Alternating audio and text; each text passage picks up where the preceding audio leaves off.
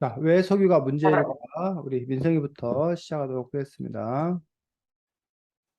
저는 일단은, 처음으로 이 책 제목이 왜 석유가 문제일까잖아요.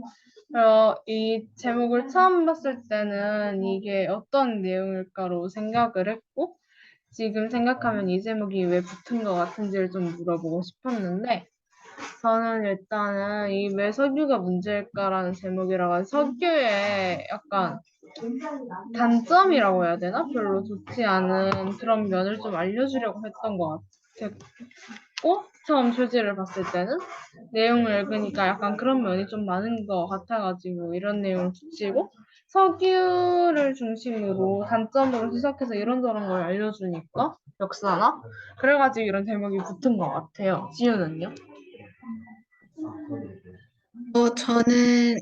저도 민성님과 똑같이 이 성희가 문제일까라고 하는 것부터 일단 제목에서 다 내용이 좀 드러났다고 생각하고, 그리고 뒤에 가면 환경 문제도 있고 해서 저도 그 안 좋은 점을 알려주기 위해 이 책을 그렇게 썼다고 생각합니다.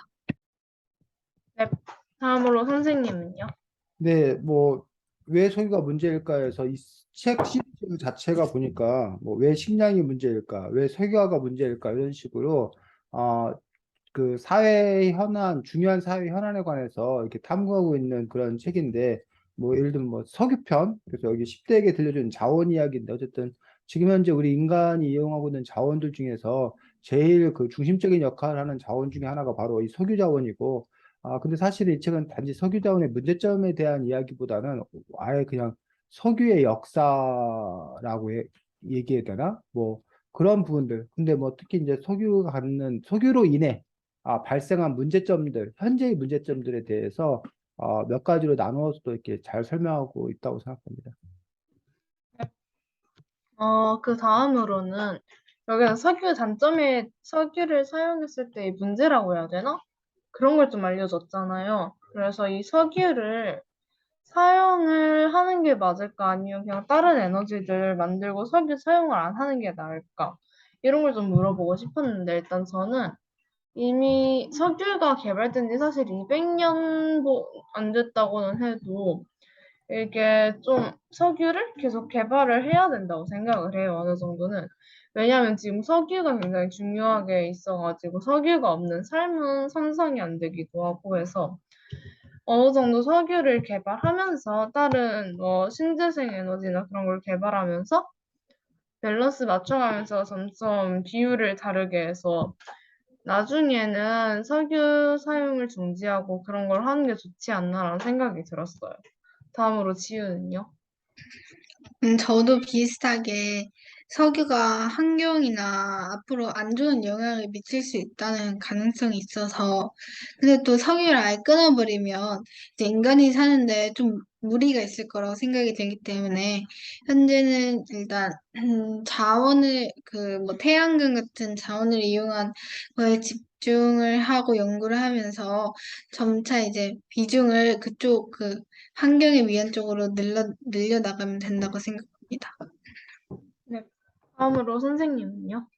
네, 아까 뭐 민성 씨가 얘기했듯이 석유를 사람들이 본격적으로 시작한 시기는 뭐 몇백 년 안 된 그런 짧은 시기, 인류 전체 역사에 보면은 지극히 짧은 시기였다는 얘기는 그럼 석유 없이도 사람들은 그동안 잘 살아왔다라고 보여줄 수 있기 때문에 석유가 갖는 폐해가 너무나 크다라면 석유 없는 세상에 대해서도 우리가 꿈꿀 수 있지 않나라고 생각합니다. 다만 이제 이미 석유로 인해서 사람들이 많은 그 풍요와 편리를 누리고 있는 그런 상황에서 과연 이 풍요와 편리를 포기할 수 있을 건가?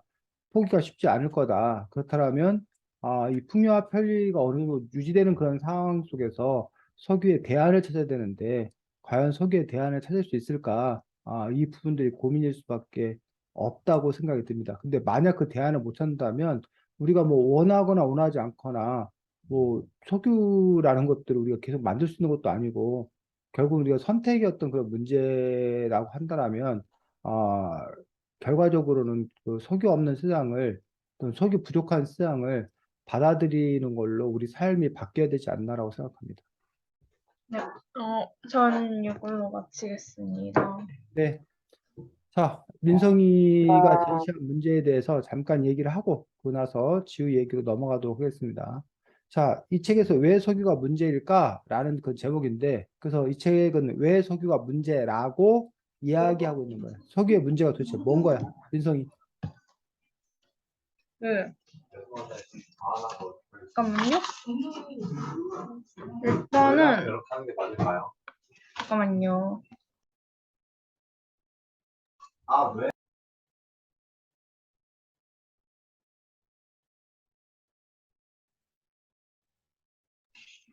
네, 일단은 산유국에서 특정 뭐라 해야 되지? 그, 음, 일단은 이 석유를 차지하기 위한 그런 갈등이나 내전이나 전쟁 같은 게 있고, 그다음에 어떤 이 수익들을 거의 전부를 독재 정권이랑 어떤 계층만 가져와가지고 빈부격차가 되게 심해요. 음, 그리고 석유 태울 때 온실가스 나와가지고 지구온난화 나오고. 음. 자, 지우는 지금 민성이가 얘기한 것에 대해서 어떻게 생각해? 뭐 맞는지 아니면 뭐 또 다른 뭐가 있는지. 지우 막 말로 한번 듣고 설명해 볼까? 왜 석유가 문제인 건지. 이 책의 저자는 뭐라고 주장하고 있는지. 석유는 이제 환경을 일단 오염시킨다는 요즘 커다란 그런 문제가 있는데, 이제 석유를 하다 보면 이제 이산화탄소가 나와서 대기층에 이제 문제가 생겨서 이 뜨거운 공기가 차게 되잖아요, 지구에. 그래서 얼음이 녹고 북극곰들이 죽는 그런 대기가 좀, 아니, 온도가 이상해지는 현상이 요즘 저희도 느낄 수 있었던 것 같아요. 특히 여름철에는. 일단 제가 이 환경 부분에 좀 주의를 읽었거든요. 환경에 좀 관심이 많아서. 일단 제가 설명할 수 있는 부분 여기까지가 잘 설명할 수 있는 것 같아요. 음. 자, 이 책에서 이제 왜 석유가 문제일까라는 부분들에서 몇 가지 점들을 짚고 있고 지금 민성이와 지우가 그 부분들에서 이야기를 잘 했습니다.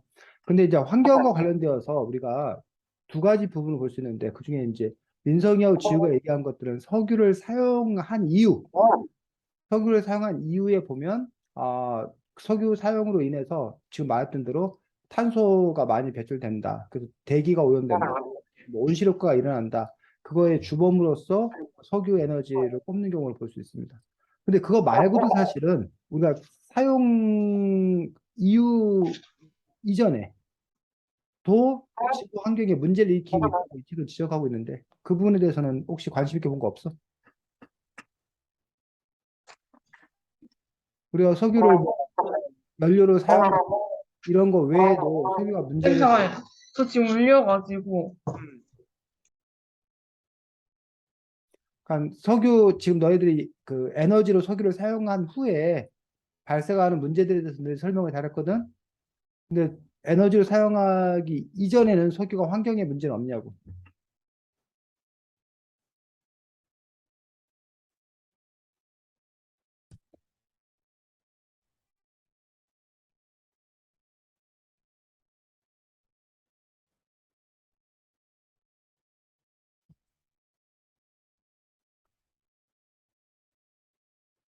그 부분에 대해서 혹시 뭐 관심 있게 본 부분 없어?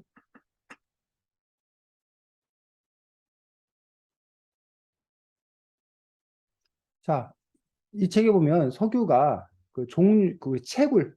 석유를 뽑아내는 어떤 그런 과정에서 채굴하는 방법이 다양한 거 혹시 알아? 어떤 곳은 그냥 석유가 이렇게 고여 있어서 쉽게 말하면 파이프만 꽂으면 바로 석유가 나오는 곳이 있다는 얘기야. 그런데 이 책에 보면 무슨 오일 샌드 뭐 이렇게 모래층에 이렇게 석유가 이렇게 돼 있어 갖고 그 뭐 셰일 가스 뭐 이렇게 갖고 그 부분들에서 석유를 이렇게 추출해내는 어떤 그런 과정에서 그 땅을 깊이 파야 된다던가 아니면 거기에 뭐 이렇게 물을 뭐 이렇게 넣어가지고 그걸 뭐 파쇄시켜가지고 뭐 석유를 분리해낸다던가 이런 과정에서 그 지각에 문제를 일으키는 것들 그런 부분에 대한 문제를 지적하고 있는 거거든. 그러니까 석유를 그 추출해내는, 석유를 뽑아내는 그런 과정에서 지구에 그러니까 충격을 준다는 거지. 변화를 준다는 거지. 그로 인해서 각종 여러 가지 문제가 발생할 수 있다는 지점에 대해서도 이 책에서는 지금 문제를 제기하고 있는 것도 볼 수가 있습니다. 그래서 예를 들면 뭐 알래스카라든가 극지방이라든가 이런 곳의 석유를 그 전에는 채굴하지 않았었어. 왜냐하면 채굴 비용도 너무 높고, 그 기술적으로도 어렵고, 그랬는데 지금은 이런 알래스카라든가 극지방에 있는 석유까지도 다 지금 뭐 하는 거야? 채굴하고 있다는 거야. 그 바다에 있는 어떤 그런 것들을 채굴하고 있다는 거야. 근데 그로 인해서 그쪽의 어떤 그런 생태계가 파괴되는, 지질이 문제가 생기는, 문제점들을 가지고 있다. 그런 것들이 또 한 가지의 기후 위기를 불러일으키겠다고 지적하고 있는 부분을 볼 수가 있습니다. 그다음에 이 책에서 상당히 많은 부분을 할애해서 얘기하고 있는 것들이 바로 그 석유 에너지를 차지하기 위한 음, 아, 그 노력들 때문에 결국은 많은 전쟁이 발생된 어떤 그런 원인이 되고 있다. 석유를 차지하기 위해서 결국은 많은 사람들이 죽고 고통받고 있다. 라는 부분에 대한 어떤 그러한 문제 제기들을 또 이렇게 하고 있는 것들이 이 책 곳곳에서 나타나고 있는 것들을 볼 수가 있습니다. 자, 어, 그 석유 사용과 관련되어서 아까 이제 민성이나 지우는 석유 사용을 바람직하진 않으나 줄이기는 어렵다라는 어떤 그러한 부분으로 이야기를 했었는데 그렇다면 대안은 뭐야? 지우부터 얘기해볼까 이번에는? 대안이요? 어떤, 너희가 석유 사용을 줄이긴 어렵다라고 얘기를 했는데 그럼 뭐 어떻게 하자는 거야? 이런 문제가 있는데 아니면 그러니까, 뭐 이 책에서는 대안을 어떻게 제시하고 있는지 아니면 지우가 생각하는 대안은 뭐라고 생각하는지. 저는 일단 석유를 이제 막 한 번에 이제 석유 끊어야지 하면서 팍 끊기에는 어렵다고 생각을 했기 때문에 이제 환경에 관한 에너지를 얻을 수 있는 연구에 좀 더 이제 국가에서 투자를 해주면서 지원을 해주면서 그쪽으로 좀 더 개발을 해가고 거기에 대한 이제 장비나 물품들을 만드는 대안으로 석유는 조금씩 유지하되 점점 반비례하는 것처럼 줄여나가는 그런 생각을 가지고 있었습니다. 음, 민성이는. 저도 약간 지금 생각이기도 했고, 음, 살짝 일단 지금처럼 석유를 사용하고 조금씩 점차 늘려가는 그런 반비례가 확실히 좋을 것 같다고 생각을 했는데 약간 신재생 에너지였나? 사회 시간에 그게 나왔었거든요. 그런 에너지가 아직 개발이 제대로 되진 않았다고 알고는 있는데 막 상용화할 정도는 아니라고는 하긴 하지만 그거 조금씩 더 개발해서 쭉 활용을 늘려가면서 하면 되지 않을까 싶어요. 자, 그래서 지금 지우하고 민성이가 주로 관심을 갖고 있는 것들이 바로 뭐냐면 석유를 뭘로 사용하는 부분에 대해서 에너지로 사용하는 부분에 대해서 지금 이야기하고 있는 것들을 볼 수가 있습니다. 자, 석유를 에너지로 사용해서 우리가 뭘 얻어? 연료. 그래서 자동차나 이런 교통수단에 연료로 우리가 사용하는 그런 부분이 있고 또 하나는 에너지 사용해서 뭘 얻어? 전기를 우리가 얻는 거잖아. 그 석유를 통해서 전기를 얻어서 결국은 그 전기를 가지고서 뭐 뭐야 불을 켜는 것부터 시작을 해서 뭐 각종 여러 가지 뭐 공장에 기계를 돌린다던가 이런 부분들을 볼 수가 있습니다. 자, 그런데 석유는 사실은 이런 연료나 전기를 얻기 위한 에너지로 쓰이는 것도 중요하지만 사실은 또 하나가 석유가 우리 생활 속에서 쓰이는 건 뭐야? 그 옷 같은 거 만들 때 어, 각종 석유 화학 제품. 지금 민성이 예를 들었던 옷, 뭐 약, 뭐 페인트, 등등 우리 생활 곳곳에 뭐 플라스틱, 등등 우리 생활 곳곳에 석유가 안 들어가는 게 없다고 말할 만큼 각종 이러한 그 제품들을 만들어내는데 석유가 크게 기여를 하고 있다는 얘기죠. 자, 그럼 민성이와 지우가 얘기했던 부분들은 1번이야, 2번이야? 지금 대안을 마련한 건 주로. 1번. 1번에 관한 대안은 마련했다는 얘기야. 대안이 있다는 거야. 물론 이것들이 이제 이 부분에서 아까 민성이 얘기했던 것들이 바로 뭘 통해서? 신재생 에너지를 통해서. 자, 신재생 에너지 어떤 것들이 있을까? 수력, 풍력, 태양력, 조력, 지열. 이었나? 이런 것들을 통해서 에너지를 얻을 수 있다는 얘기예요.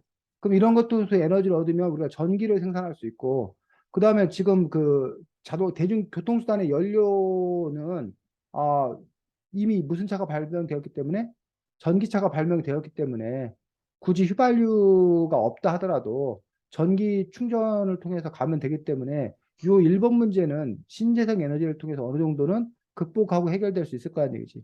다만 지금 현재 이런 기술들이 있는데 아직까지는 뭘 통해서 석유를 통해서 얻는 석유를 통해서 얻는 에너지와 이런 수력, 풍력, 조력, 지열, 태양광 등을 통해서 얻는 에너지의 단가라고 해야 되나?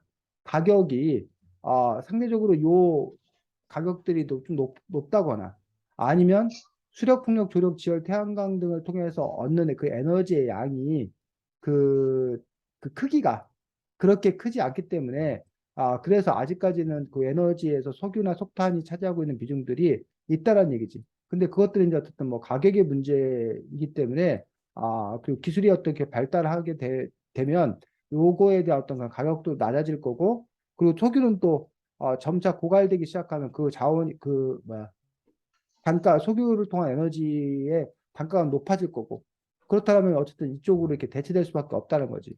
근데 요거에 대한 대책은 있을까? 석유 화학 제품에 관한 대책은 이번에 대한 대책은 어떻게? 거의, 거의 음, 없죠? 지금 어떻게 생각해? 이게 너무 어려운데, 이런 것도 약간 음, 친환경으로 만들 수 있지 않을까요? 무슨 말이야? 어떻게? 막, 옷 같은 것도, 아니, 뭐, 예를 들자면, 요즘 음, 비닐봉투가 소세지 껍데기로 나오는 경우도 있고, 음. 뭐, 페인트 하면은 막 옛날 조선시대 방식으로 좀 인용해서 만들 수도 있고, 오히려 이제 그런 친환경적인 재료를 사용해서 만들 수 있는 게 충분히 가능하다고 생각합니다. 아, 그래서 이제 지금 지우가 말했듯이 다시 이것도 두 가지 부분으로 가능할 거라고 생각이 들어. 하나는 과학 기술을 통해서 이른바 대체품을 만들어내는 거. 그래서 이 대체품을 얼마나 만들어냈나, 이런 과학 기술이 얼마나 발전되었나, 이 부분에 대한 이야기는 사실 이 책에는 별로 나와 있지가 않다는 얘기예요. 근데 지금 지우가 예를 들었듯이, 친환경 기술이라고 하는 것들, 친환경 기술을 통해서 만들어낸 어떤 그런 제품에 관한 것들이 있다라면, 석유 없이도 이것들이 가능하지 않겠나라고 우리가 생각할 수 있다는 거예요. 또 한 가지는 과거로 회귀, 과거로 뭐하기, 돌아가기. 즉, 우리가 석유가 본격적으로 사용하게 된 시기가 200년도 안 됐다고 그랬어. 그럼 200년 전에는 옷이 없었어? 약이 없었어? 뭐 플라스틱 없었겠지. 플라스틱 없으면 우리가 못 살았어? 어? 200년 전에는 그럼 우리가 어떻게 살았다는 거야? 이른바 천연섬유로 만든 옷을 입고 살았다는 거야. 즉, 뭐, 삼배 옷을 입다던가, 목화를 따서 면화를 만들어가지고, 면 옷을 입는다던가, 아니면 뭐, 모시풀로 뭐 만든 모시옷을 입는다던가, 비단, 누에치기를 해서 뭐 이렇게, 비단을 짜갖고 비단을 입는다던가, 동물의 가죽으로 가죽옷을 만들어낸다던가, 이런 식으로 양털을 이용해서 약물을 해서 옷을 만들어낸다던가, 이런 천연섬유 같은 것들을 이용해서 만들었다는 거지. 약 같은 것도 지금 화학약품이 아니라 우리가 이제 천연약재를 이용해가지고 우리가 약을 만들어 먹기도 했다는 얘기지. 그런 점에서 이제 과거로 회귀를 하는 어떤 그런 부분들을 볼 수가 있다는 거지. 자, 근데 이 과거로 회귀는 어떤 문제가 있을까?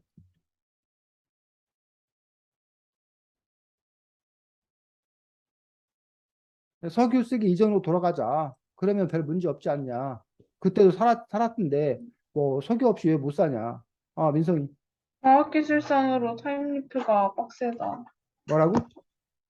잠깐만요.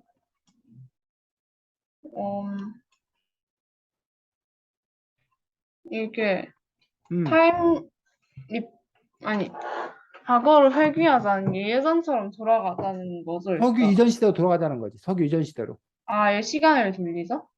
시간을 돌리자는 게 아니라, 석유 아니죠? 없던 그냥 천연 섬유를 쓰고, 어? 약도 그냥 천연약재로 만들어 먹고, 그런 식으로 살면 되지 않냐. 플라스틱 안 쓰고, 그러기에는, 그냥 나무 제품을 쓰고, 그러면 되지 않냐는 음, 얘기지. 그러니까 석유 없는 그런 삶을 살면 되지 않냐는 얘기야. 석유 쓰지 말고. 아하.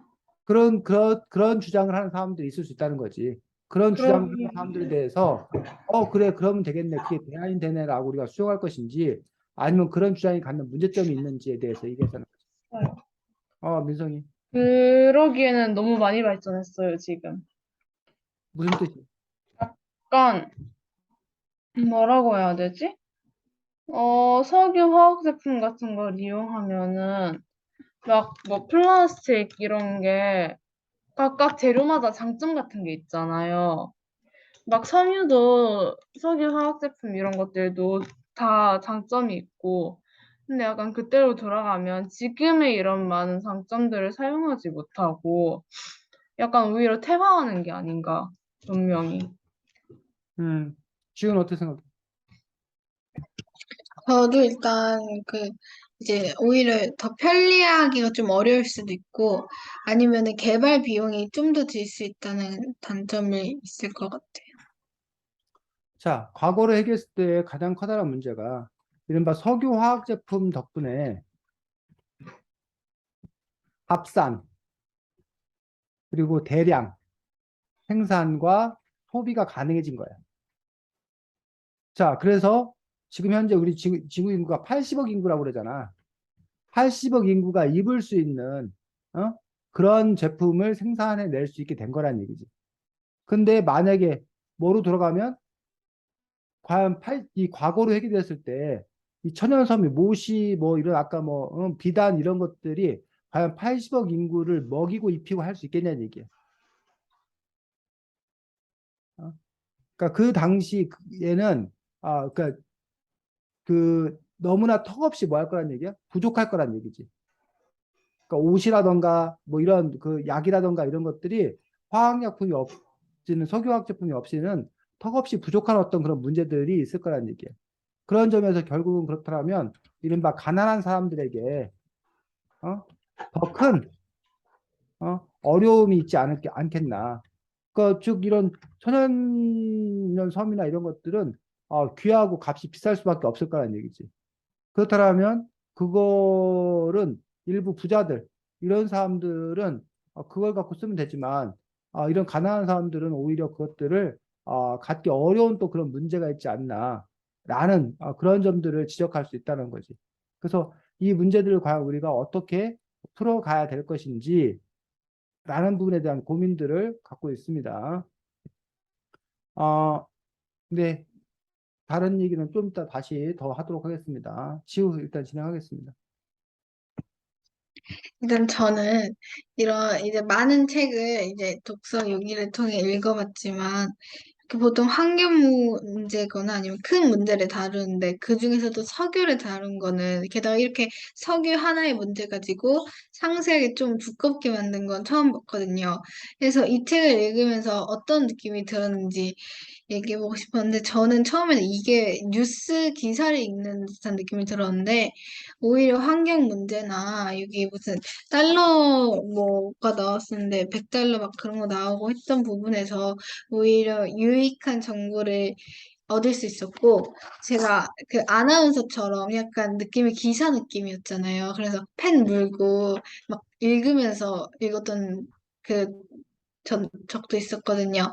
그래서 오히려 이제 좀 두껍긴 하지만 유익한 정보를 줄 수 있는 책이었던 것 같습니다. 그 다음 민성이 말해주세요. 저는 일단 이 책을 봤을 때 처음에는 약간 사회시간에 본 것 같은 느낌도 있고 해가지고 지루하겠다 싶기도 하고 했는데 보다 보니까 나름 이런저런 지식들도 알게 되고 해서 괜찮았던 것 같아요. 막 엄청나게 크게 느낌을 받진 않았지만 뭐 생각보다는 재미가 있다 정도였던 것 같아요. 그다음 선생님 말씀해 주세요.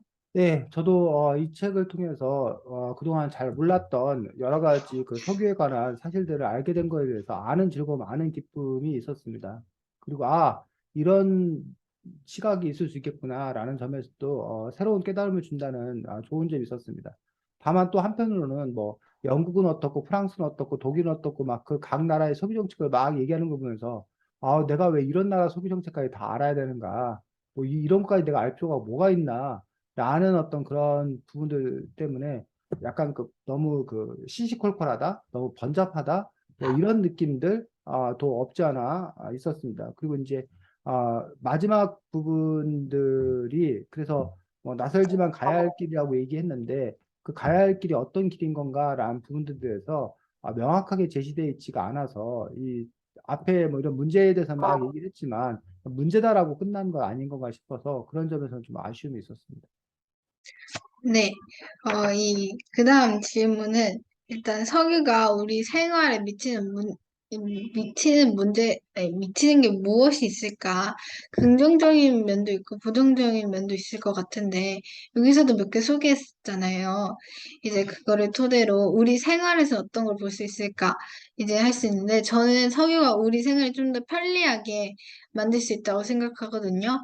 근데 지금 저희가 입고 있는 옷만 해도 거의 다 석유로 이제 만들어진 거고, 또 이제 부정적인 면은 역시 환경 문제를 빼놓을 수 없을 것 같은데, 이 대기권층이 좀 안 좋아지면서 석유가 그런 영향을 미치기 때문에 저는 석유가 좋은 영향도 미치지만, 안 좋은 영향도 많이 미친다고 생각합니다. 그다음 민성이 말해주세요. 일단은 장점은 약간 그 아까 지유가 말했던 것처럼 삶이 좀 편안해졌다. 왜냐하면 플라스틱 같은 거는 뭐 가볍기도 하고 잘 안 부러지기도 하고 하면서 다양한 그런 제품들을 이용하면서 삶이 많이 편안해진 것 같은데 단점은 이런 걸 이용하면서 이제 석유가 굉장히 이걸 가지면 굉장한 부자가 될 수 있으니까 만수르 같은 약간 이걸로 인한 전쟁이나 그런 쪽이 제일 단점이 아닐까 싶어요. 네. 그다음 선생님 말씀해 주세요. 네, 저는 이 책에서 제일 처음에 검은 황금의 시대라는 그 장에서 처음에 아주 재미있고 흥미로웠던 것들은 석유가 이른바 쉽게 말해서 고래를 살렸다라고 이상한 변호사 우영우가 봤으면 석유에 대해서 진짜 고맙다고 할 거였다라고 생각하는데 당시에 그 불을 밝히기 위해서 사람들이 고래 기름을 이용했고 고래 기름은 없겠고 고래를 엄청나게 잡아대어서 고래가 멸종할 뻔했었는데 이른바 등유 대체되면서 고래 기름의 인기가 떨어지고 그러다 보니까 이제 고래를 잡지 않게 되었다. 그래서 결국은 등유 덕분에 고래가 살아날 수 있었다라고 이제 이 책에 나와 있어가지고 그런 부분들이 상당히 좀 이렇게 흥미롭게 그래서 석유가 처음에는 어, 오히려 환경에 도움을 주는 그런 석유였겠구나. 고래가 멸종되는 거를 막아주는 어떤 그런 역할을 했기 때문에 오히려 도움을 주는 것 아니었나 생각이 들고, 그 다음에 여기 또 보면 휘발유를 연료로 하는 그런 내연기관이 발명됨으로써, 그러니까 에디슨이 전구를 발명함으로 인해서 아, 그 이제는 석유 등유 등이 필요가 없어가지고 등유 수요가 또 이게 줄었었는데 휘발유를 연료로 한 내연기관이 발명됨으로 인해서 휘발유가 이제 자동차의 연료로 쓰이게 되고 그러면서 이제 또 석유가 엄청나게 많이 사용되기 시작했다라는 그런 부분이 있는데 그렇게 또 이제 이 책엔 나와 있지 않지만 교통 운송 기관이 이른바 자동차로 바뀌게 되면서 제가 다른 책에서 읽었었는데 그전에는 교통 운송 기관이 대부분 마차였었는데 그 마차를 끄는 말들이 말똥을 막 여기저기 막 많이 그 싸서 문제가 됐었고, 또 이제 그 말끼리 또 이렇게 그 사고가 나는 어떤 그런 부분들이 많이 있었는데, 근데 자동차 같은 경우는 쉽게 말해서 똥도 안 싸고 뭐 이렇기 때문에 오히려 자동차가 더 친환경적이었다. 초기에는.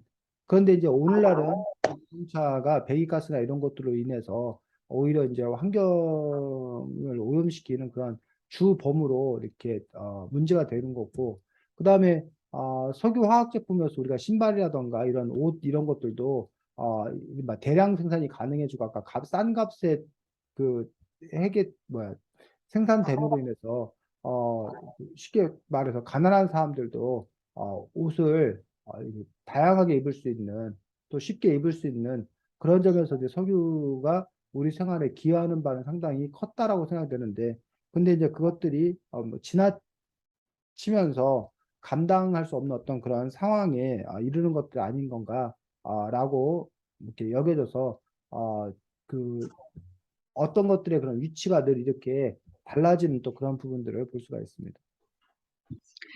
네. 그 다음 문제는요. 네, 환경을 생각하기 위해서 석유를 사용하면 안 된다는 의견도 있는데, 이제 석유를 사용하지 않으면 환경에 좋은 영향을 미칠 수 있지만, 다른 안 좋은 영향을 미칠 수 있을 것 같거든요. 그래서 석유가 우리가 사용되지 않게 중단시킨다면 어떤 문제가 있을지 이렇게 보고 싶었는데, 아까 한 말 중에 뭐, 아까 얘기 나눴지만, 일단 편리하지 못하고 그런 면도 있고요. 제가 생각하기에는 석유에 관련된 직장이나 직업이 있어요. 그런 직업들이 이제 실업을 하게 되면서 거기에 종사하고 있는 분들을 위한 다른 방안도 필요하다고 생각합니다. 그 다음 민성님 말해주세요. 저도 일단 지읒처럼 편리한 삶을 못 누린 게 제일 클 것 같기도 하고, 다른 대체를 정확하게 지금 석유만큼 할 수 있는 그런 에너지를 위한 그런 정착 개발 비용이라던가 그런 게 좀 많이 필요할 것 같아요. 네. 그 다음 선생님 말씀해주세요. 네, 제가 지난주 토요일 날 그 서울 시청 그 광화문에서 열린 기후정의 대행진이라는 행사에 제가 참여를 하고 왔었는데, 거기 행사 같은 경우에 이제 이른바 기후 위기 시대에 정부가 적극적으로 대처를 해야 된다. 근데 너무 소극적으로 움직이고 있어서 문제다라고 하면서 이제 그 관련된 그런 사람들이 나와서 이제 발언을 하는 것들을 들었습니다. 근데 하나 좀 이렇게 지금 지우가 말했던 부분들과 관련 있는 부분들이, 사실은 석유보다 더 욕을 먹고 있는 건 석탄이 지금 현재 더 욕을 많이 먹고 있는데, 우리나라 같은 경우 이제 이 전 정부 문재인 정부에서는 이른바 석탄 발전소를 앞으로 더 이렇게 가동을 중지하겠다, 뭐 새로 만들지 않겠다, 뭐 이런 얘기도 하고, 원자력 발전소 같은 경우도 원전 같은 경우도 이제 신규로 짓는 거는 더 이상 짓지 않겠다. 그리고 현재 가동하고 있는 것들도 그 수명 기한이 끝나면 중지하겠다는 어떤 그런 발표를 했었는데, 근데 물론 이제 현 정부 들어서 그런 정책이 좀 이렇게 바뀌어가지고 뭐 온전을 계속 짓겠다던가, 아니면 그러니까 온전 계속 하겠다던가, 온전 비중을 높이겠다던가, 뭐 이런 얘기를 지금 하고 있는 그런 상황들 이어서 앞으로 정책 방향이 어떻게 바뀔지 모르겠지만, 근데 이제 한 사람이 나와가지고 연설을 하는데, 자기가 그 석탄 발전소 노동자인데 아, 그 석탄 발전소가 폐쇄되면 자기들 같은 그 직장인들은 그럼 어떻게 해야 되느냐라는 부분에서 그런 대책이 마련돼야 된다라고 얘기를 했는데, 물론 이제 노동의 관점에서 보고 그 사람의 개인의 입장에서 본다라면 충분히 공감하고 당연히 그 대책이 마련돼야 한다고 생각이 드는데, 근데 그렇다면 그 사람을 위해서, 그 사람의 일자리를 위해서 계속 석탄이나 석유를 사용하게 함으로써 지구 환경이 문제가 되도록 내버려 둬야 되느냐, 라는 점에서 그건 또 아닌 부분이 있기 때문에, 아, 오히려 더 중요한 것들은 석유를 조속히 덜 사용하는 어떤 그런 방안들을 찾고, 대신 이제 뭐 대안으로 석탄 발전이라든가 석유 발전을 안 한다라면 뭐 태양광 발전이라든가 다른 발전의 걸로 결국 대체되기 때문에 그런 새로운 사업 그 사람들이 잘 옮겨갈 수 있도록 그런 직업 전환 프로그램이라던가 이런 것들을 통해서 그런 대책들을 마련하는 것들은 부수적인 어떤 그런 것들이지 그 것들로 인해서 이런 석유 사용을 줄이는 것들 자체를 반대하는 어떤 그런 근거로 삼기에는 좀 어렵지 않겠나 그런 생각을 그때 들었습니다. 네, 제가 고민하던 이제 그 생각을 이렇게 알려주셔서 감사하고요. 그다음 마지막으로 이제 여기 책에 보시면은 87쪽 같은 경우에, 안 찾아봐 주셔도 돼요.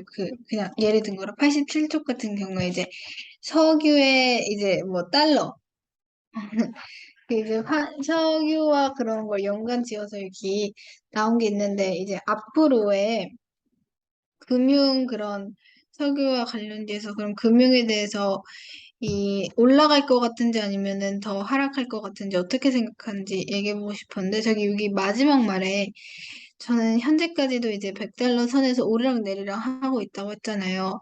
그래서 앞으로 좀 더 저는 오를 거라고 생각하고요. 어, 왜 그런지 모르겠는데 제가 이 내용이 사실 조금 어려워가지고 여러분은 이해했나 궁금해서 사실 물어본 거였어요. 어쨌든 저는 올라갈 것 같습니다. 그 다음 민성님 말해주세요. 저는 일단 석유 시세가 그래도 자꾸 변하는 편이니까 막 올라간다 내려간다까지는 아니고 조금 올라갈 수도 있고 조금 내려갈 수도 있는데 또 약간 좀 가운데에서 양쪽 끝쪽으로 조금씩 한 그 정도 범위 안에서 올라갔다 내려갔다 할 것 같아요. 네. 그 다음 선생님 말씀해주세요. 자, 지금 뭐 잠깐 얘기를 하면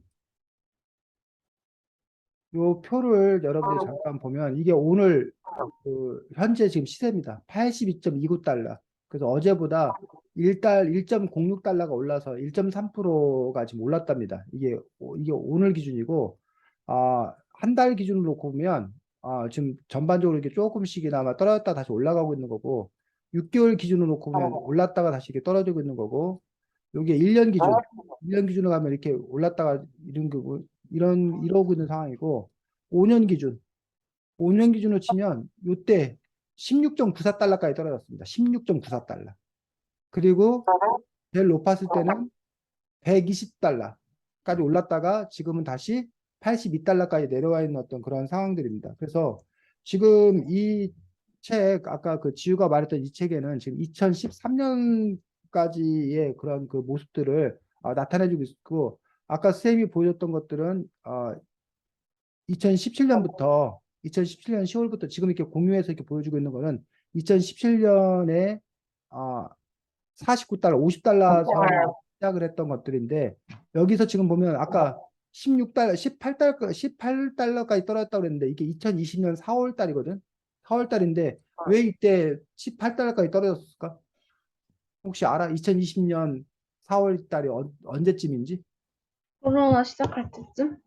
코로나가 본격적으로 이제 팬데믹이라고 해가지고 시작되는데 왜 코로나19인데 왜 이 석유가 18달러까지 떨어지는 거야? 아, 아, 그 경제가 잘 안 돌아가니까 음. 자, 점점 네. 그렇지. 그래서 지금 그 당시에 우리가 기억을 해보면 2020년 돌아보면 각 나라가 이른바 국가 봉쇄를 했잖아. 그러면서 비행기 운행이 다 멈췄잖아. 그러니까 비행기 운행이 멈추니까 이른바 항공에도 그 항공유 기름이 들어가는데 그 기름 수요가 멈춘다는 거야. 또 사람들이 직장이 안 나가고 대면 수업 하다 보니까 이제 출퇴근도 별로 안 하는 거예요. 자동차 사용도 줄어들고 여행하다 보니까 연료 사용도 줄어들고 또 그만큼 사람들이 소비하지도 않게 됐다는 얘기지. 그러니까 소비하지 않다 보니까 공장이 돌아가지 않다 보니까 당연히 그 앞으로 그 석유를 연료로 하는 어떤 그런 수요가 확 떨어지면서 16달러까지도 이렇게 떨어지는 그런 상황들을 맞이하게 됐다는 거야. 자, 근데 왜 다시 여기 120달러까지 올라갔던 거야. 2022년 6월 달에 지금부터 한 3개월 전에 120달러까지 올라갔었거든. 그때는 왜 또 120달러까지 올라간 거야? 한 3개월 전에는.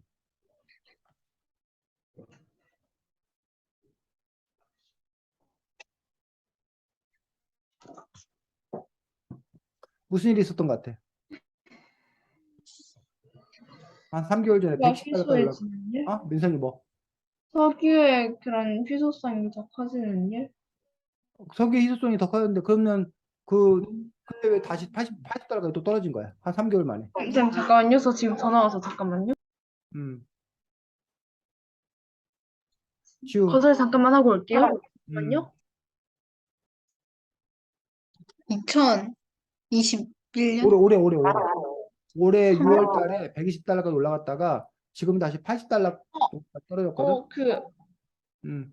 전쟁 그거 아니에요?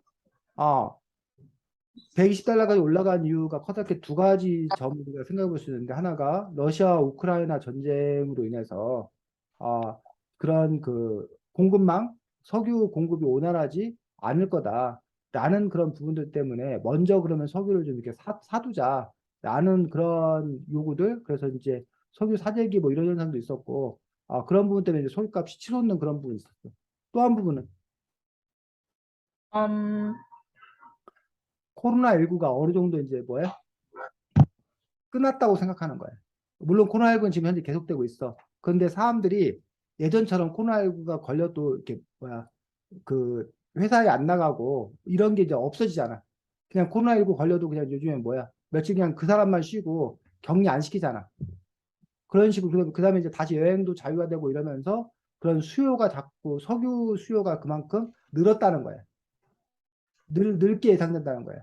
그러면서 이제 어디까지 120달러까지 올라갔던 것들을 볼 수 있다는 거야. 근데 최근 들어서 왜 다시 근데 또 떨어지고 있어? 80달러까지? 음, 그럼 계속 올라가야 될 텐데 왜 계속 올라가지 않고 지금 떨어지는 거야?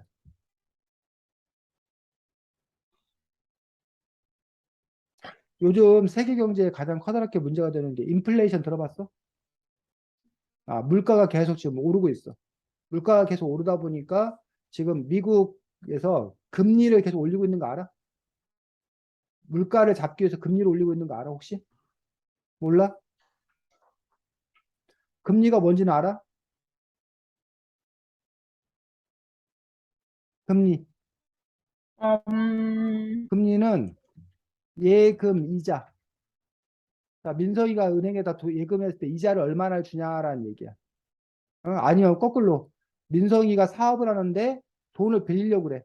돈을 빌렸을 때 이자를 얼마를 주고 빌려야 되느냐. 그런 것들의 기준이 되는 게 우리가 금리거든. 자, 금리가 낮아. 그러면 지우나 민성이는 돈을 예금하고 싶을까? 예금하기 싫을까? 이자가 낮으면. 하기 싫지 않을까? 예금하는 사람이 줄어들어. 반대로 대출하는 사람 입장에서는 이자를 조금만 줘도 돈을 빌릴 수 있으니까 대출이 늘어나 줄어들어. 어? 대출이 늘어나겠지. 돈 100만 원 빌려도 10,000원만 내면 된다. 그러면은 뭐 그러면 내가 100만 원 빌려서 사업해서 이익 얻어갖고 그 10,000원 이자 갚으면 되니까 이 대출이 늘어난다는 얘기야. 그래서 이렇게 되면 예금은 줄어들고 은행의 예금은 줄어들고 대출은 늘어나면 결국은 시중에 풀리는 돈이 많아져. 돈이 많아져. 돈이 흔해진다는 얘기야. 그럼 돈의 값어치가 높아질까 낮아질까?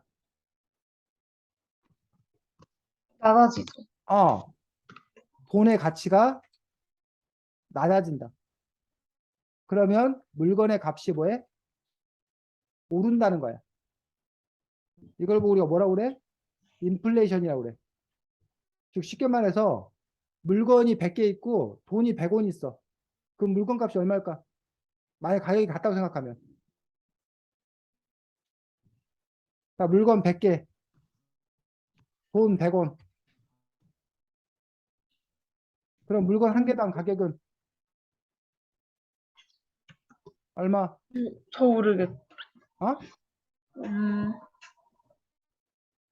야, 물건 100개, 돈 100원이면 물건 한 개 가격은 얼마야, 당연히. 한 개가 1원인데 1원이지, 1원.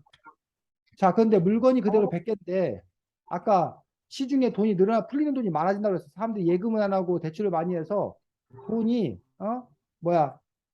200원으로 늘어났어. 그럼 물건 한 개당 가격은 2원. 이온으로 가격이 오른다는 얘기야. 이런 걸 보고 우리가 뭐라고 그런다고?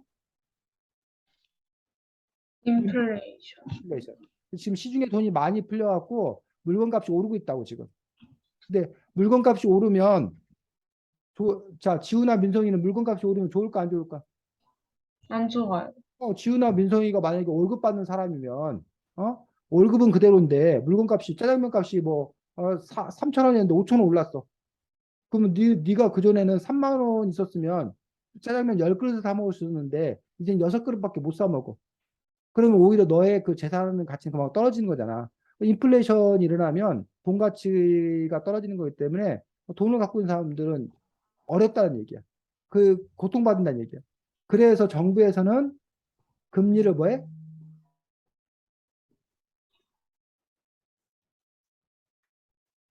인상. 금리를 높였어. 그러니까 금리를 높이면 이 거꾸로 일어나는 거야. 예금하는 사람은 이자를 많이 주니까 예금이 뭐하고? 늘어나고. 반면 대출하는 사람들은 돈을 빌렸는데 이자를 많이 내야 되니까 부담되니까 대출을 뭐해? 갚아. 대출이 줄어들어. 그러면 시중에 흘린 돈이 어떻게 돼? 줄어들겠지. 사람들이 은행에다 돈을 맡겨버리고 은행에 빌렸던 돈은 갚아버리고 그러니까 시중에 돌아다니는 돈이 줄어들어. 즉 물건은 100개인데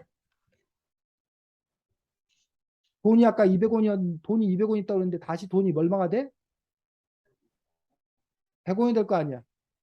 그럼 나중에는 물건 한 개당 가격이 다시 얼마? 다시 1원으로 다시 돌아가도록 할 거 아니야. 이렇게 이제 정부에서는 그것들을 뭐 한다는 거야? 조절하는 어떤 그런 현상들이 있다는 얘기지. 자, 그러면 어쨌든 인플레이션이 지금 막 일어나고 있어. 그럼 사람들은 소비를 하려고 해, 안 하려고 해? 물건값이 비싸지면 물건을 사, 안 사? 비싸지면 안 사고? 그렇지, 비싸지면 안 사지. 치킨이 한 마리에 12,000원일 때하고 치킨 지금 한 마리에 2,000원일 때하고 옛날에는 그냥 뭐 12,000원 뭐 시켜 먹어라 막 이랬단 말이야. 근데 치킨 값이 한 마리 2만 원이면 이제는 뭐야? 치킨 뭐 이거 다 뭐 일주일에 한 번 먹었다라면 이제 2주일에 한 번 먹는다던가 이런 식의 줄어든다는 거야. 소비가. 그러니까 소비가 줄어들 게 예상되니까 그만큼 석유 사용이 뭐 하는 거야? 줄어들겠지. 석유 사용이 줄어들 게 예상되니까 이 석유 값이 뭐 하는 거야, 지금? 다시 조금씩 떨어지고 있는 어떤 그런 상황이 있다는 거지. 이런 식으로 그 유가라는 어떤 그런 부분들이 여러 요인들이 있는데 이른바 공급의 요인. 만약에 지우 동네에서 새로 커다란 유전이 발견됐어. 그럼 석유값이 어떻게 될까? 더 올라갈까 떨어질까? 지훈의 동네에서 그동안 없었던 새로운 유전이 발견됐다고. 그러면 유가가 올라가 떨어져? 올라가요. 아니 떨어지지. 왜? 그동안 석유가 이만큼밖에 없었는데 지유가 새로 석유를 이만큼 더 있으면 석유를 판매한 사람이 늘어난 거잖아. 팔려는 사람 그대로인데. 그러니까는 값은 떨어지지. 그 민성이한테 내가 석유를 샀었는데 이제 지유가 석유 새로 유전이 발견됐으면 민성이도 비싸. 나 지유한테 가서 살 거야. 이럴 수 있잖아. 그러니까 석유가 값이 떨어진다는 거야. 새로운 유전이 발견되면. 근데 만약에 지훈의 석유 그 회사에 갑자기 불이 났어. 응? 그래서 석유 공급을 하기 힘들어. 그럼 석유값이 어떻게 돼? 높아서. 올라가겠지. 지우 석유 못 사고 이제 민성이 혼자 팔면 석유값이 올라가겠지. 그래갖고 무슨 그 허리케인이 와가지고 그 석유 시설을 막 파괴했다거나 이러면 또 석유값이 또 쭉 올라가는 거야. 뭐 전쟁이 났다거나 이런 식으로. 아니면 아까 말했듯이 사람들의 인구가 계속 늘어나서 석유 경제가 막 발전해서 성장을 해. 경제가 성장하면 석유값이 올라갈까 내려갈까? 경제가 성장하면. 어, 경제가 성장한다는 얘기는 공장이 더 많아지고 물건을 더 많이 생산한다는 얘기야. 그러면 석유값이 올라가 떨어져? 올라가요. 당연히 올라가겠지. 그 공장을 굴리려면 원료를 만들려면 석유가 그만큼 많이 필요하니까 석유값이 올라가겠지.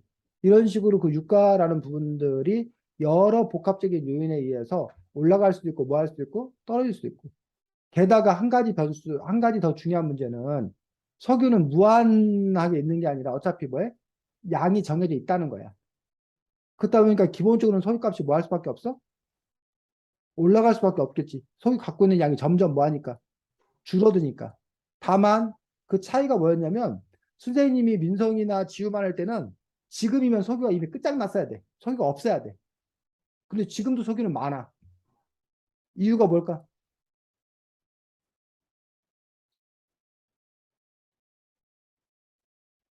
선생님이 민성이만 할 때는 지금 이 정도 2020년 정도 되면 석유가 다 떨어질 거라고 그랬어. 석유 고갈될 거라고 그랬어. 근데 지금 멀쩡하게 지금도 석유는 계속 우리가 사용되고 있거든. 그 이유가 뭐야? 지금은 다른 자원을 활용해서도 하고 있잖아요. 음. 근데 선생님 저기 때문에 지금 석유를 더 많이 쓰는데. 옛날보다 더 많이 자, 이유는 뭐냐면 아까 말했던 부분들이에요. 민성이네 동네에서만 석유가 있다고 생각했어. 쌤 어렸을 때는. 근데 어디도 지훈의 동네에도 석유가 있다는 걸 발견한 거야. 그러니까는 민성이네 동네에 있는 석유는 다 썼다 하더라도 지훈의 동네, 뭐 다른 선배의 동네, 다른 동네에 있는 석유가 있기 때문에 그 석유를 갖다 쓰면 되기 때문에 지금도 석유는 계속 쓰고 있는 거란 거야. 첫 번째. 이해가? 두 번째로는 민성이네 동네 석유가 원래 위에 있는 석유, 위에 있는 석유만 쓸 수 있다고 생각한 거야. 근데 그 전에 그 밑에 있는 석유는 너무 그 캐내기도 힘들고 돈도 많이 들고 그래가지고 밑에 있는 석유는 캐낼 생각을 못 했던 거야. 근데 지금은 요 밑에 있는 석유까지 뭐 하는 거야? 캐내는 기술이 발전된 거야. 그리고 석유값이 비싸지니까 밑에 있는 석유를 뭐 해도 파내도 돈이 되는 거야. 그러니까 이 밑에 있는 석유까지 파내는 거야. 쉽게 말하면. 어? 그러다 보니까 그 석유 이른바 피크 오일이라고 그러는데 그 석유의 정점이 도대체 어디냐? 근데 그 정점이 자꾸만 뭐 하더라는 얘기야? 높아져 가고 있다는 얘기야. 그러다 보니까 석유 고갈의 시계는 점점 늦춰지고 있는 어떤 그런 상황들인 걸 볼 수 있습니다.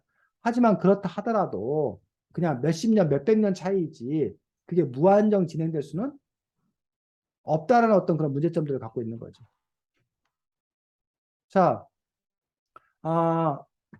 아까 지우가 이 책이 마치 무슨 뉴스를 보는 듯했다라고 이야기를 했는데, 아, 그 과제가 참 민성이 진행 다 했나? 쌤 지금 얘기를 너무 민성이 얘기 저기 하다 쌤 지금 네. 지우지? 네. 지우 진행 다 했나? 진행 다 한 거야? 네. 아까 이게 마치 뉴스처럼 되어 있다고 했는데 다음 주 글쓰기 과제가 지금 이 책이 그 몇 챕터로 되어 있냐면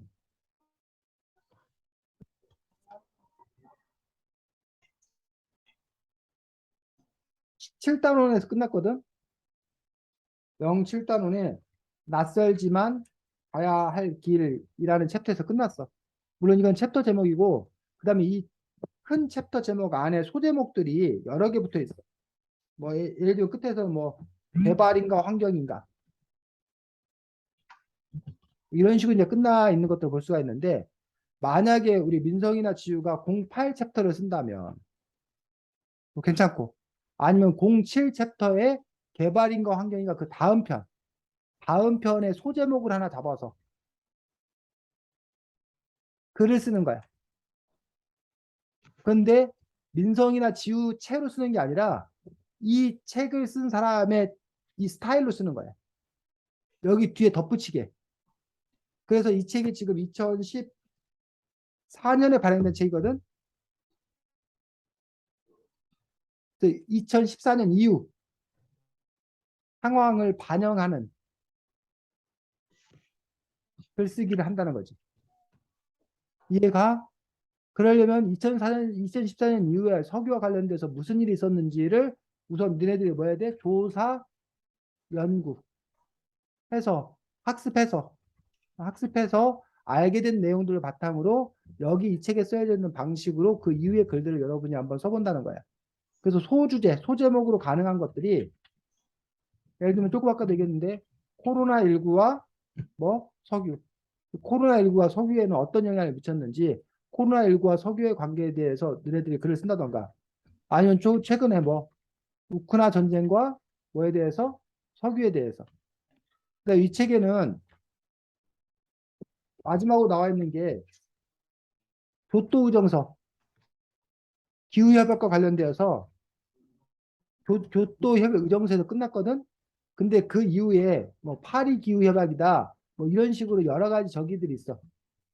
파리 기후협약이다 뭐 이런 것들이 있기 때문에 그런 부분들에 대해서 너희들이 조사해서 이런 기후협약과 뭐